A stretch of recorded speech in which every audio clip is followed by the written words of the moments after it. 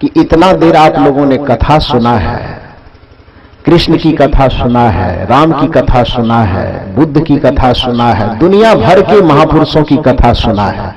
थोड़ी देर आप अपनी कथा सुनने के लिए तैयार हो जाइए, क्योंकि दुनिया के लोगों की कथा सुनने से आपके जीवन की व्यथा का अंत होने वाला नहीं है। जब भी इस धरती पर किसी के भी व्यथा का अंत हुआ है, दुख का अंत हुआ है, तो वह अपनी कथा करने और अपनी कथा सुनने से उसके व्यथा का अंत हुआ है। राम की समस्या अपनी रही होगी, राम का समाधान अपना रहा होगा। कृष्ण की अपनी कोई समस्या थी तो वो कृष्ण का समाधान रहा होगा। समस्या द्वापर की थी तो समाधान द्वापर वाला ही रहा होगा। समस्या त्रेता की थी तो समाधान भी त्रेता वाला ही रहा होगा। इस कलयुग की समस्या से द्वापर के समाधान की कोई तुलना नहीं हो सकती है। इसलिए आपको राम कथा से ज्यादा आपको अपनी कथा सुननी चाहिए। कृष्ण कथा से ज्यादा बेहतर है कि आपको अपनी कथा सुननी चाहिए। मनुष्य की कथा, मानव, यही तो सदगुरु कबीर कहते हैं। वो न तो आकाश की बात करते हैं, न पाताल की बात करते हैं, न देवी की बात करते हैं, न देवता की बात करते हैं, बल्कि मानव जीवन की समस्या को चुन चुन कर उस पर व्याख्यान देते हैं, उसका विवेचन करते हैं कि तुम्हारी समस्या क्या है, तुम्हारा दुख क्या है, तुम्हारे दुख का कारण क्या है, उस दुखों के कारण को कैसे मिटाया जा सकता है और तुमको दुख से कैसे मुक्त किया जा सकता है। इसका ही विवेचन विश्लेषण सदगुरु कबीर किया करते हैं। जनताओं से मैंने आग्रह किया कि थोड़ी देर बैठ जाइए। जनता बैठ गया। पंडित जी अपना पोथी पतरा समेट के चलने लगे। माइक मेरे सामने में था, बाजी भी मेरे हाथ में थी। मैंने पंडित जी से कहा, यदि किसी को कुछ कहने की लालसा हो, दूसरे को सुनाने की लालसा हो, उस व्यक्ति को सुनने की भी हिम्मत होनी चाहिए।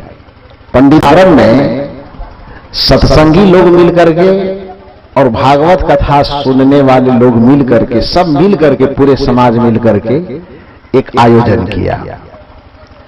तो उस आयोजन में सत्संग वाले कहे कि हमारे महात्मा लोगों को बुलाइएगा तो चंदा दूंगा। कथा वाले कहे कि हमारे कथा करने वाले को बुलाओगे तो चंदा देंगे। तो पूरे गांव के लोगों में मीटिंग हुई, कहे कि ऐसा करो, एक ही मंच लगाओ, उस पे कथा करने वाले भी आ जाए और सत्संग करने वाले भी आ जाए। तो हुआ, कथाकार भी आए, बेचारे पंडित जी, और सत्संगी, उसमें हमको निमंत्रण नहीं दिया था, निमंत्रण किसी दूसरे लोगों को था। उसमें उजला वाले भी थे, ललका वाले भी थे, सब आए थे। तो कार्यक्रम चल रहा था। 7 दिन का कथा तो 7 दिन का होता ही है। उस 7 दिन के कथा में पंडित जी साधु महात्मा को इतना खिल्ली उड़ाया, बेचारा वो इतना खिल्ली उड़ाया कि दूसरे तीसरे दिन से कोई महात्मा मंच पे डर से जाता ही नहीं था। वह रविडी के जो लोग थे उसको लगा कि महात्मा लोगों में पावर तो नहीं है, नहीं तो जवाब देता उसको। और पंडित जी गलती क्या करते थे, गलती नहीं, वो चाल चलते थे। चाल क्या चलते थे कि 4 बजे शुरू करें कथा को और सीधे 8 बजे वो समाप्त करते थे। समाप्त करने के बाद आरती उर्ती कर करके सब चीज संपन्न कर देते थे। तो 4 बजे से लेके 8 बजे रात तक जो जनता बैठा हुआ रहेगा, आरती वगैरह हो गया तो उसके उठने के बाद कोई बैठा रहेगा तो महात्मा का बात सुनेगा कैसे? 4 घंटा के दरमियान में महात्मा चुपचाप बैठा हुआ है, वो बकर बकर कर महात्मा की इतनी खिल्ली उड़ाता था कि पूछो मत। जब 3 दिन कथा को बच गया, 4 दिन बीत गया, तो वहां के जितने सत्संगी, जो संत मत वाले हो कि कबीर मत वाले हो, सबने कहा कि तो बड़ा मुश्किल हो गया, हम सत्संगियों की नाक कट गई है, अब क्या होगा? तो सब सोचने लगा किसको बुलाया जाए, किसको बुलाया जाए। तो याद आई कि एक अभय साहब जी बाकी है। चलो मोटरसाइकिल बैठो उठाया और सीधे मेरे पास पहुंचा, कहलगांव जहां मैं रहता हूं। वहां जाकर के मुझको कहा कि ऐसी बात, हम के देखिए दूसरी जगह मेरा प्रोग्राम, हम तो जा नहीं सकते हैं। वो लोग कहने लगे कि साधु महात्मा की इज्जत का सवाल है। वो कथाकार महात्मा लोगों को बड़ा बेवकूफ बनाता है, कुछ से कुछ बोलता है और महात्मा लोग उसको कुछ जवाब नहीं दे पाते। आप चलिए। तो इस तरह की बात जब मैं किया, तो जिसके यहाँ मैंने कार्यक्रम दिया था उसको सूचना दिया कि भाई ऐसी बात है, तुम कार्यक्रम को थोड़ा आगे पीछे कर लो। वो कर लिया। मैं तुरंत उसी के मोटरसाइकिल पर बैठा और सीधे मैं वहां पर चला गया। जब वहां गया तो मेरे मन में यह बात आई कि हमें अपनी बात कहनी है, किसी से कोई लेना देना नहीं, जो अपना कमाता खाता है, पेट पालने के लिए धंधा चलाता है, क्या कहना है। अपने मन में हम यही सोच करके गए थे कि आलोचना नहीं करेंगे, कुछ ऐसी बात बोलेंगे जो सबके लिए हितकर हो, सबको सुनने में अच्छा लगे, यही बात करना। अपने मन में, दिमाग में हम यही बात बैठा करके गए थे। लेकिन जैसे ही गए तो पंडित जी अभी मंच पे गए नहीं थे, अभी रूम में बैठे थे। तो मैंने पूछा वहां आयोजक से कि पंडित जी कहाँ है, तो बोले बगल वाले रूम में। तो मैं झांक के देखा तो मुझसे उम्र उनकी काफी बड़ी थी। तो मैं सोचा कि शिष्टाचार भी कोई चीज होता है। तो मैं गया, प्रणाम नमस्कार किया, बैठा, हाल समाचार बातचीत हुई। वो मेरे उम्र को देखा, मेरे शकल को देखा तो उसे लगा कि जब सब नहला दहला सबको हटा दिए तो ये क्या करेगा, उसके मन में आया। और उसके बाद हम रूम में बैठे रहे, वो मंच पे गए और मंच पर जाकर के जैसा वो चारों को धोया था वैसा मुझको भी धोना शुरू किया। तो हम दिमाग में जो योजना बना के गए थे कि सब मिला जुला के करना है, जब वहां से चिंगारी आ रही है तो बर्दाश्त करने की भी एक सीमा होती है ना। अरे कहावत है, नीति कहती कि चंदन भले ही शीतल होता हो लेकिन उस चंदन को भी हद से ज्यादा रगड़ा जाए तो उससे भी आग निकल जाती है, निकलती है ना। ये बात सच है कि हम लोग साधुता में रहने के कारण, गुरुता में रहने के कारण, सदगुरु कबीर का आशीर्वाद होने के कारण बहुत ज्यादा हम लोग उबते नहीं हैं। हर परिस्थिति को झेलने समझने की अब हम लोगों के अंदर धीरे धीरे क्षमता बढ़ गई है। लेकिन वो इतना मेरे अपने प्रति तो नहीं, लेकिन सब साधुओं का इतना अपमान किया था और साथ साथ मुझको भी रगड़ रहा था बढ़िया से। तो जो दिमाग में योजना बना के हम गए थे कि सब मिला जुला के करना, हमको लगा कि आज इस पंडित जी को यदि इस जगह पर हम इसको पानी बोतल नहीं चढ़वा दिए तो मेरा भी नाम अब है क्या, मैं भी कबीर साहब का चेला क्या। ये बात मेरे दिमाग में बैठ गई। मैंने वहां के जो आयोजक थे, आयोजक से कहा कि देखो भाई, इसकी चाल को तो हम समझ गए कि जनता को भड़का देना चाहता है। एक तो 4 से 8 बजे तक एक कार्यक्रम करेगा, जनता उठ के चली जाएगी, उसके बाद हमको मंच पे ले जाएगा तो गड़बड़ हो जाएगा। ऐसा करो, जनता के दिमाग में यह बात आनी चाहिए कि एक आदमी और बोलने के लिए बाकी है, इसके लिए जितना ऊंचा इसका मंच है ना, स्टेज पर बगल में जो जगह है उतने ही ऊंचे व्यास गद्दी एक ठोर लगवाई। हालांकि ऊंचा नीचा बैठने से कोई बहुत बड़ा छोटा नहीं हो जाता है। यदि ऊंचा पर बैठने से कोई बड़ा हो जाता है तो कौवा हमेशा बांस के छिपाठिए पर बैठता है ना। इसलिए ऊंचा नीचा बैठने के फेड़ा में नहीं पड़ना चाहिए। हालांकि साधु महात्मा तो ऐसे ऐसे तिकड़मबाज हैं कि थोड़ा सा दाएं बाएं बैठ जाए तो उसमें कमंडल से कपार फोड़ा फोड़ी शुरू हो जाता है कि कौन दाएं बैठेगा, कौन बाएं बैठेगा, कौन आगे बैठेगा। अरे जिसको जहां जगह मिल गया भाई बैठ जाओ ना। किसी उठने बैठने से क्या मिल जाता है, कुछ नहीं मिलता है। प्रवचन करने वालों में दाएं बाएं बैठा तो एकदम कपार फोड़ा फोड़े नहीं फोड़ सके, कम से कम तो मुंह तो जरूर फुला लेगा कि हमको वहां क्यों बैठाया, हम वहां बैठने लायक थे, हमको उस जगह क्यों बैठाया। तो ये भावना नहीं थी। भावना यह थी कि महात्माओं का जो ये अपमान करता है तो इसका तो कुछ सबक इसको देना पड़ेगा।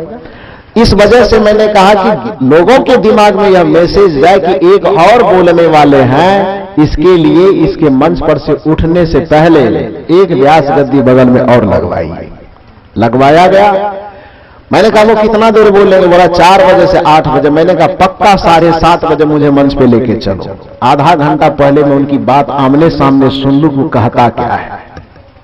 7:30 बजे मैं मंच पे गया और मंच पर जाने के बाद जब उस मंच पे जैसे ही हम बैठे तो उसका तो आग बबूला और शुरू हो गए। वो चुपचाप आंख बंद करके हम सुनते रहे। सुनते जब उसकी आरती हो गई, सब संपन्न हो गया, तो माइक मेरे सामने दिया गया। मैंने जनता से प्रार्थना किया, जी 5 दिन से आपने महात्माओं को खूब सुनाया है, मैं आपसे आग्रह करता हूं कि आधा घंटा आप कमर सीधा करके बैठिए और आधा घंटा तक मेरी बात को आप सुन लीजिए खाली। तो बैठ गया। उसके बाद मैं कहना शुरू किया कि सनातन धर्म के, आप भी सुनिए, आपको मैं सुना रहा हूं, ये 10 साल पहले की बात मैं बता रहा हूं आपको, क्योंकि बेचारे कोई बूढ़ा बाबा कहे कि अजय वृंदावन में खाली राधे राधे होता है, उसी पे ये चर्चा खुल गई, उसी पे ये बात आ गई। तो उसको मैंने कहा कि आधे घंटे अब बैठ जाइए। आधा घंटा बैठ गया। मैंने कहा कि जिन शास्त्रों की दुहाई देकर के लोग भगवान की कथा किया करते हैं, जिस रामायण की दुहाई देकर के लोग राम का गुणगान किया करते हैं, जिस भागवत पुराण की दुहाई देकर के लोग कृष्ण और राधे राधे का गुणगान करते नहीं थकते हैं, जिस विष्णु पुराण का आधार लेकर के ग्रंथ को सामने में रख करके विष्णु जी के व्याख्यान करते हैं, शायद सामने बैठे वाले सभी लोग को महामूर्ख समझते हैं। क्योंकि किताब तो उल्टी हुई होती है, कुछ किताब में लिखा होता है कुछ और कहा जाता है कुछ, ऐसा बना बना करके कहा जाता है कि उस किताबों में कुछ लिखा हुआ होता नहीं। और मैंने कहा कि संतों की कृपा से संत के घर का यह बच्चा आपके वेद, आपके गीता, आपके भागवत पुराण के एक एक पन्ना को 1-1 हजार बार पलट चुका है। इसलिए आपसे मैं मुकाबला करने के लिए आया हूं, आप आधा घंटा बैठ जाइए। पहले जिन वेदों की आप दुहाई देते हैं, मैंने पूछा पंडित जी आपने वेद को कभी पढ़ा है? जिस उपनिषद की आप दुहाई देते हैं, क्या उस उपनिषद को आपने कभी देखा है? जिस 6 शास्त्र की आप वैशेषिक दर्शन, सांख्य दर्शन, मीमांसा दर्शन, न्याय दर्शन का आप दुहाई देते हैं, उस दर्शन के ग्रंथ को कभी आपने देखा है? ईमानदारी से मुझे अपने छाती पर हाथ रख करके बोलिए कि वेद के चारों ग्रंथों को आपने देखा है? अथर्ववेद, यजुर्वेद, सामवेद, ऋग्वेद, इन वेदों को आपने कभी देखा है? तो नहीं देखा है। मैंने कहा यदि आपने ऋग्वेद देखा होगा तो ऋग्वेद का एक मंत्र आता है कि शक्सुमीव तित्त ओना पुनंतो यत्र धीरा मनसा वाचम कृत अत्रा सखाय सख्यानि जानते भद्रेशा लक्ष्मीर्निहितादि वाची, कि दुनिया के जितने भी शास्त्र हैं, जितने भी ग्रंथ हैं, किसी भी ग्रंथ की बातों को बिना विवेक की चलनी में छाने हुए उसे मत मानो। ये ऋग्वेद कहता है कि शक्तुमीव तित्त ओना पुनंतो यत्र धीरा मनसा वाचम कृत अत्रा सखाय सख्यानि जानते भद्रेशा लक्ष्मीर्निहितादि वाची, कि जैसे एक मां बहने लोग रोटी बनाने के लिए आटा को चलनी में छानती है तब उसका रोटी बनाती है, जैसे एक सत्तू खाने वाला व्यक्ति सत्तू को चलनी में छाने बगैर उस सत्तू को नहीं खाता है। क्यों? कि एक सत्तू में भी व्यक्ति सावधानी बरतता है कि सत्तू को खाने से पहले छान लूं ताकि इसमें कोई कंकर, कोई पत्थर न गिरे और पेट में जाके हानि न करे। ऋग्वेद के ऋषि कहते हैं कि सोचो कि एक साधारण सत्तू को खाने से पहले व्यक्ति उसको चलनी में छानता है, तो तुम शास्त्रों को, बात को दिमाग में डालने से पहले क्या उसे विवेक की चलनी से नहीं छानोगे? और यदि विवेक की चलनी से शास्त्र और पुराणों की बात, परंपरा और प्रथाओं की बात को नहीं छानोगे तो समझ लेना कि तुम शास्त्र को एक सत्तू से भी ज्यादा बदतर समझ रखा है। एक सत्तू को छान सकते हो, एक आटा को छान सकते हो, पानी को छान करके पी सकते हो, दूध को छान करके पी सकते हो, केवल धर्म को छान करके नहीं पी सकते हो। धर्म को छान करके नहीं जी सकते हो, शास्त्रों को छान करके नहीं जी सकते हो, शास्त्रों को छान करके नहीं पी सकते हो, पीना पड़ेगा। पंडित जी से मैंने कहा कि मैंने चारों वेदों को पढ़ा और आप भी सुनिए, चारों वेदों के अंतर्गत एक भी जगह राम की चर्चा नहीं है। चारों वेदों में गोस्वामी तुलसीदास जी ने, यदि किसी के पास वेद हो, वेद हम लाए तो नहीं है, मेरे आश्रम में है, यदि आप हिंदू धर्म वाले लोग किसी के घर में भी वेद हो तो आप वेद उठा के लाइए, मैं भी यहीं बैठा हुआ हूं। नहीं तो मेरा पता तो आप जानते हैं कि मैं कहां रहता हूं, आप ढूंढते ढूंढते मेरे पास आ जाइएगा। चारों वेदों के अंतर्गत एक भी जगह राम का नाम नहीं लिखा हुआ है, कोई राम की कथा नहीं लिखी हुई है। पूरे चारों वेदों के अंतर्गत एक भी जगह पर कृष्ण की कहीं कोई कथा नहीं लिखी, कृष्ण का नाम लेकिन आया है एक जगह। सिर्फ चारों वेदों के अंतर्गत एक मंत्र में मात्र कृष्ण की चर्चा आई है, उसमें भी कृष्ण को भगवान नहीं कहा गया है, बल्कि दलित, पिछड़े, गरीब, गुरबा लोगों के नेतृत्व करता नेता के रूप में कृष्ण को प्रदर्शित किया गया है। उसमें वह कृष्ण भगवान की पूजा करने वाले नहीं है, बल्कि भगवान पूजा के सबसे बड़े विरोधी है। और यदि मुझसे पूछो, मैं अभी पीएचडी कर रहा हूं, और पीएचडी करने के बाद सबसे पहला पुस्तक जो मेरे हाथ से लिखी जाएगी, पहली पुस्तक तो अभी 32 पुस्तक लिख चुका हूं मैं, कई छप भी चुके हैं, लेकिन उस पर सरकारी मुहर नहीं लगा है। थोड़े दिन के बाद मेरा पीएचडी क्लियर होने वाला है। पीएचडी क्लियर होने के बाद जो सबसे पहला पुस्तक मैं लिखूंगा, उस पुस्तक का नाम होगा कृष्ण और कबीर। कृष्ण और कबीर के संबंध में जब एकता स्थापित करते हुए मैं अध्ययन करता हूं, वेदों को पढ़ता हूं, उपनिषदों को पढ़ता हूं, दर्शनों को पढ़ता हूं, पुराणों को पढ़ता हूं, तो पता चलता है कि कबीर साहब वो क्या कमाल किए होंगे जो कबीर से पहले हजारों वर्ष पहले कृष्ण ने कर दिया था। कबीर से हजारों वर्ष पहले जो पारख का, विवेक का जो धरातल कृष्ण, बुद्ध और महावीर तैयार करके चले गए, तो कबीर तो उसके बाद में आकर के पारख का झंडा लहरा रहे हैं। लेकिन दुर्भाग्य की बात है, कृष्ण को लोगों ने नचनिया बना डाला, कृष्ण को लोगों ने राधा के साथ रास रचाने वाला बना डाला, कृष्ण को लोगों ने स्त्रियों का चीर चुराने वाला बना डाला, कृष्ण को लोगों ने माखन चुराने वाला बना डाला। क्यों? क्योंकि माखन चुराने के नाते दूसरे का भी थाली में माखन आ जाता है। यदि भगवान को माखन चुराने वाला नहीं बनाएगा, तो फिर और लोगों की कटोरी में माखन कैसे आएगा? यदि चीर चुराने वाला नहीं बनेगा, तो और लोगों का जो मन की चंचलता है उसका निवाह कैसे होगा?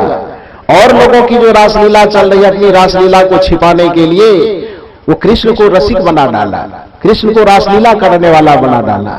चारों वेदों के अंतर्गत मात्र एक ही श्लोक ऐसा है जिस श्लोक में कृष्ण की चर्चा है, उसमें भी उसको वन्य जातियों, 10,000 वन्य जातियों का नायक बताया गया है, और यमुना के तट पर खेलने वाला बताया गया, मात्र एक मंत्र में। ये वेद की बात है। उसके बाद आता है उपनिषद। उस उपनिषद में भगवान श्री कृष्ण का जैसा रूप दर्शाया गया है, वो अखंड बाल ब्रह्मचारी है। उपनिषद में उसको अखंड बाल ब्रह्मचारी बताया गया है, उसको घोर अंगिरस का शिष्य बताया गया है। घोर अंगिरस के शरण में ब्रह्मचर्य का पालन करते हुए भगवान श्री कृष्ण आध्यात्मिक शिक्षा पाते हैं, आध्यात्मिक शिक्षा ग्रहण करने के लिए गुरुकुल में रहते हैं, और आध्यात्मिक परमात्मा परमानंद को पाकर के वह तृप्त हो जाते हैं। उपनिषद में कृष्ण का ऐसा चेहरा है। उपनिषद में उसके बाद और शास्त्र आते हैं, यहां तक कि मैंने पंडित जी से कहा, पंडित जी जिस भागवत कथा को लेकर के 7 दिन से आप कथा सुना रहे हैं, कृपा करके वो कथा की पुस्तक हमको दे दीजिए। तो थोड़ा सा जो पुस्तक आप आगे में रख करके, आप ही का पुस्तक, हम अपना नहीं लाएंगे, नहीं तो कहिएगा अपने से लिख डालें। आप अपनी पुस्तक, जिस पुस्तक के माध्यम से आप कथा सुना रहे हैं, मैंने कहा और आप भी सुनिए गौर से, बाबा की बात पर मैं कह रहा हूं कि वृंदावन का माहौल राधे राधे का है, तो वृंदावन के माहौल को बता रहे हैं। जिस भागवत कथा के अंतर्गत, भागवत पुराण के अंतर्गत भगवान श्री कृष्ण की संपूर्ण कथा लिखी हुई है, वो पूरे भागवत पुराण के अंतर्गत एक जगह भी, एक अक्षर भी कहीं राधा शब्द लिखा हुआ दिखा दीजिएगा। तो पंडित को मैंने कहा था, आपसे भी कह रहा हूं, पूरे भागवत महापुराण के अंतर्गत एक जगह भी कहीं राधा लिखा हुआ दिखा दीजिएगा, तो मैं ये कपड़ा उतार करके जिंदगी भर आपकी नौकरी, आपकी गुलामी करने के लिए मैं तैयार हो जाऊंगा। आप कहते वृंदावन का माहौल राधे राधे से भरा हुआ है। मैं आपको कह रहा हूं कि पूरे कथा में एको जगह, पूरे भागवत पुराण में एक जगह राधा धाकर राधा भी आप लिखा हुआ मुझको दिखा दीजिए।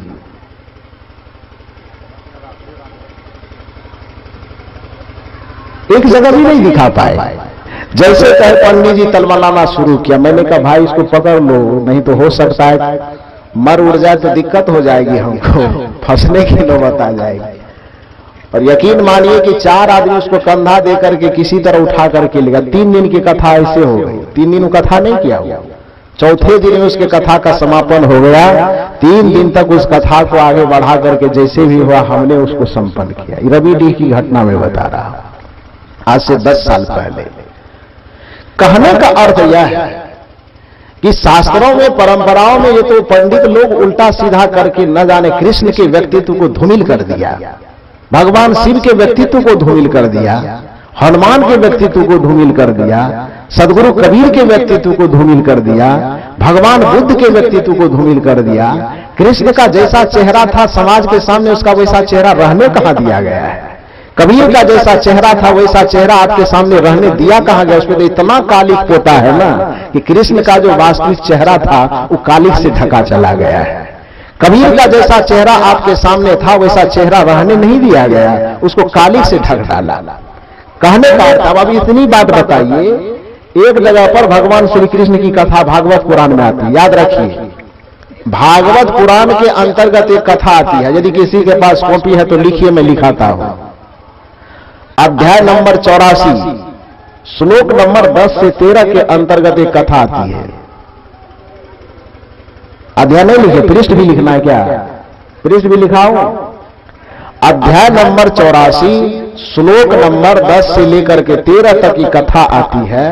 उस कथा में भगवान श्री कृष्ण गायतीर्थ जल को ही तीर्थ समझते हैं, जो सत्संग रूपी तीर्थ में स्नान नहीं करते हैं, जो ध्यान रूपी तीर्थ में स्नान नहीं करते हैं, जो प्रत्यक्ष माता पिता और सदगुरु को देव मान करके उसकी पूजा उपासना सेवा सत्कार नहीं करते हैं, मिट्टी, पत्थर, लोहा, काष्ठ इत्यादियों को देव और इष्ट समझ करके उसकी आराधना और उपासना करते हैं, वह मनुष्य के शरीर में रह करके भी गधा ही है। ये श्री कृष्ण का कथन है।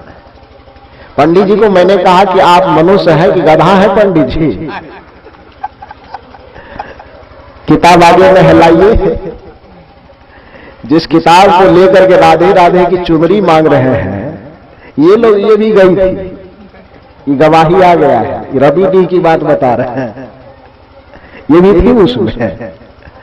तो मैंने पूछा पंडित जी से कि आपके पास किताब है, आपका किताब ही कह रहा है कि जो राधे राधे का नाम जपता है, जो दही चूड़ा मांगता है, जो चुनरी मांगता है, आप जो आगे में 7 दिन से किताब रख करके कथा सुना रहे हैं, उसी किताब में ये बात लिखी हुई है कि जो काष्ठ, मिट्टी, लोहे, पाषाण आदि को देवता मानता और मनवाता है, पूजा करता और करवाता है, वह मनुष्य के शरीर में रह करके भी गधा ही है। तो पंडित जी मैं आपसे पूछना चाहता हूं कि आप मनुष्य की श्रेणी में है कि गधा हो गए हैं, कि गधा होने वाले हैं? पंडित जी क्या बोलेंगे? कुछ नहीं बोले बेचारे, 3 दिन तक कथा नहीं किया वो। कहने का अर्थ यह है, मैंने आपसे भी कहा कि आपके दिमाग में इतना भूसा भरा जाता है, आप एमए पीएचडी किए हुए आदमी, एक अनपढ़ आदमी पंडित बन करके आता है और आपको उल्टा सीधा पढ़ा देता, आप मान लेते हैं। अरे एक बार उस शास्त्रों को झांक करके आप देखिए कि उसमें लिखा क्या है, कहा क्या जा रहा है, हमें सुनाया क्या जा रहा है, हमको समझाया क्या जा रहा है। ये राधे राधे का जो विचार है वो वृंदावन में पंडित जी के द्वारा घोला गया एक जहर है। वस्तुतः वृंदावन का जो माहौल है प्रेम का माहौल है, वृंदावन का जो माहौल है वो संगीत का माहौल है। यही कारण है कि भगवान श्री कृष्ण वहां जाते हैं तो नाचते हैं, वहां जाते तो झूमते हैं। मथुरा का वातावरण इज इक्वल टू विकृतियों का वातावरण, और वृंदावन का वातावरण इज इक्वल टू सदाचार का वातावरण। मथुरा का वातावरण इज इक्वल टू नफरत का वातावरण, और वृंदावन का वातावरण इज इक्वल टू प्रेम का वातावरण। भगवान श्री कृष्ण का जन्म नफरत के माहौल में किसी कारण से भले हो गया हो, अत्याचार के माहौल में भले हो गया हो, पीड़ा के माहौल में भले हो गया हो, शोषण दमन और उत्पीड़न के माहौल में भले हो गया हो, लेकिन भगवान का टिकना उस माहौल में संभव नहीं है। भगवान टिकेंगे तो अत्याचार के माहौल में नहीं टिकेंगे, वो प्रेम के माहौल में जाकर के ही टिकेंगे। भगवान शोषण दमन उत्पीड़न के माहौल में कभी नहीं टिक सकते, वो जब भी टिकेंगे तो अहिंसा के माहौल में टिकेंगे, सद्विचार के माहौल में टिकेंगे, सदाचार के माहौल में टिकेंगे। यही कारण है कि कृष्ण चाहे जिस कारण से आया हो, आ तो गया मथुरा के माहौल में, लेकिन टिकने के लिए उसको मथुरा से दूर जाकर के वृंदावन में टिकना पड़ा। आपके परिवार का, आपके समाज का जो वातावरण है, जो माहौल है, वो माहौल को तलाश करके देखिए कि आपके घर का माहौल मथुरा की तरह है कि वृंदावन की तरह है। यदि आपके घर का माहौल मथुरा की तरह, मथुरा का माहौल क्या था? कंस क्या माहौल पैदा करके रखा था? वो माता पिता को कुछ नहीं मानता था। मात पिता माने नहीं देवा, असाधुन से करवावही सेवा। चाहे रावण का व्यक्तित्व हो, चाहे कंस का व्यक्तित्व हो, मथुरा का वातावरण यह है, कंस के गृह प्रदेश का वातावरण यह है कि वहां पर माता पिता का अनादर होता है।